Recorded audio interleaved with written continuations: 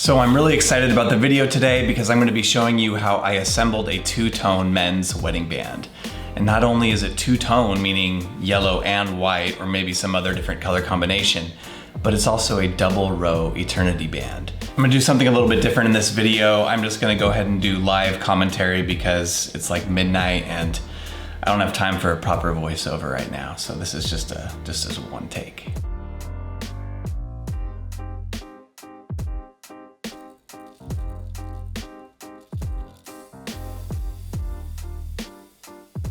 So there's quite a bit of lab-grown diamonds in this ring. Since it's double row eternity, I think there's something like 80 or 90 stones in it. To start off, I'll be using a 90-degree heart burr to cut the seats in the white gold section of the ring.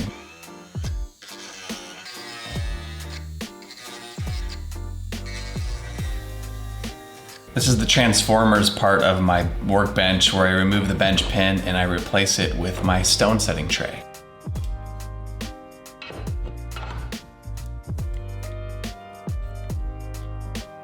I really like this vise from GRS. It basically holds the ring very tightly in place so I can set the stones without fear of the ring moving on me.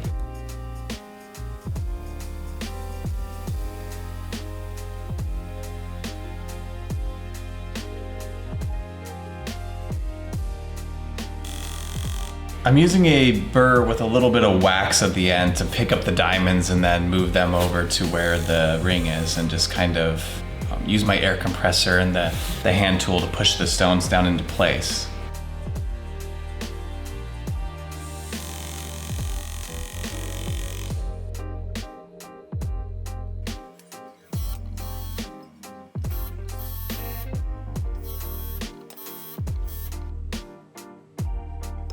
I also use a flat burr to kind of spread the prongs between each diamond.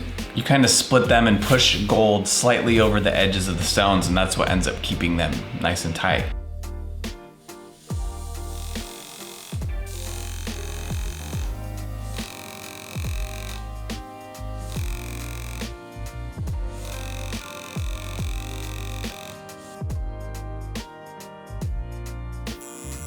The really cool thing about eternity rings is you do have those stones that go all the way around.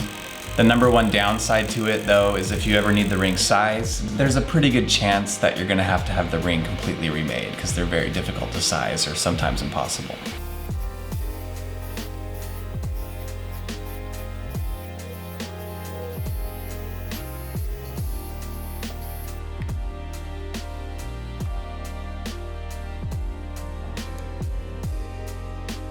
So the white gold section of the ring is going to be in the middle, and it's going to be flanked by a thin yellow gold band on each side. In order to kind of get the rings to all go together, I'm going to be using solder.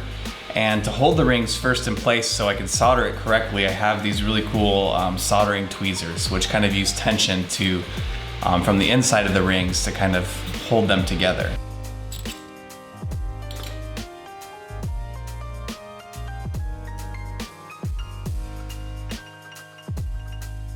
Then I'll take my torch and some easy solder and flow it down in the seams between the yellow gold and the white gold rings.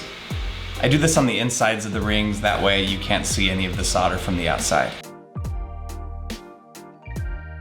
So I'm going to be attaching the second yellow gold band on the other side.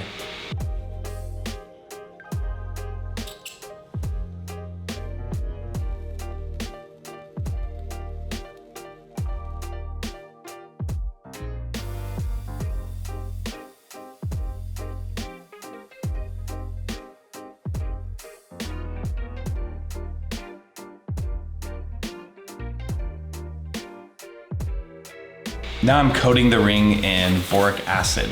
And what I'm going to do here is I'm going to kind of draw the solder around the ring from the outside. So I'll be using a nice soft flame to do this. A lot of people ask me if diamonds are heat sensitive, like do you have to remove the diamonds if you're putting a flame to the ring? And actually diamonds hold up really well under a torch. You don't want to go too hot obviously because you can scorch a diamond, but if you have a nice soft flame, it's going to be pretty hard to do so.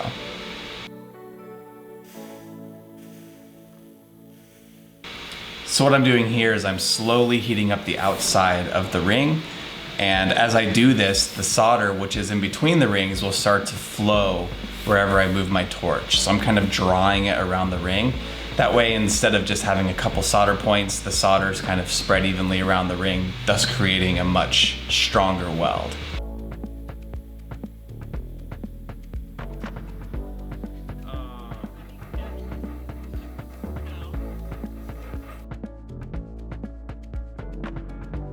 I'll take that jeweler saw and run it between the rings just to kind of give it some really crisp lines.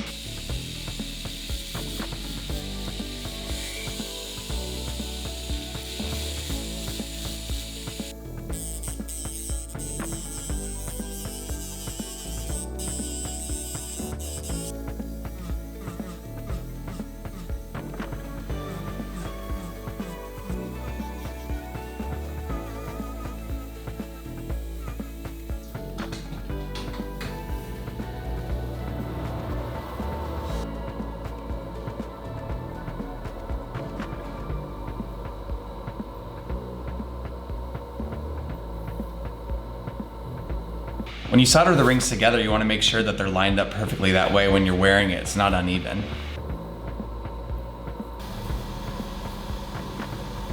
After polishing, I drop the rings down into the ultrasonic cleaner, and then of course, a nice steaming.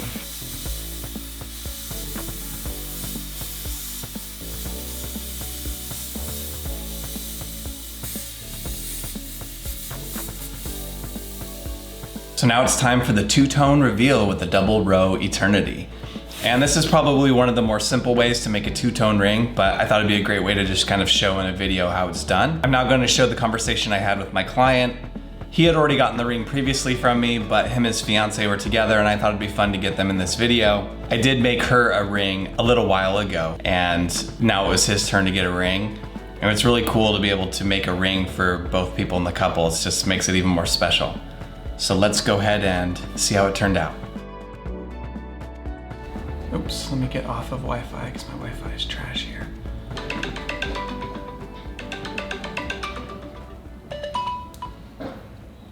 Hey man, how's it going? It's going well. Beautiful day, beautiful day. Yeah, I know. I absolutely would love to see the ring like on your hand. Yeah, that's awesome. Yeah, the sunlight's perfect.